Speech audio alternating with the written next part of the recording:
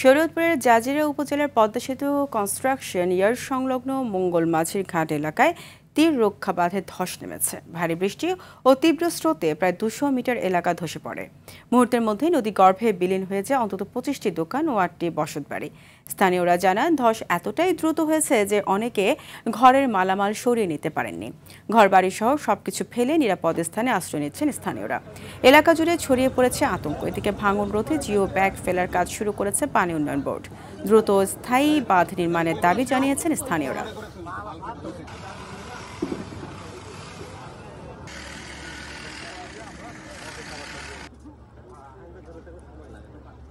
মানে আমাদের এই ভাঙন রোধের জন্য মানে একেবারে ব্যবস্থা হিসেবে 150 ব্যাগ জিও ব্যাগ এখানে স্থাপন ফেলা হয়েছে এবং আরো 400 ব্যাগ প্রস্তুত আছে এবং আরো প্রস্তুত করা হচ্ছে।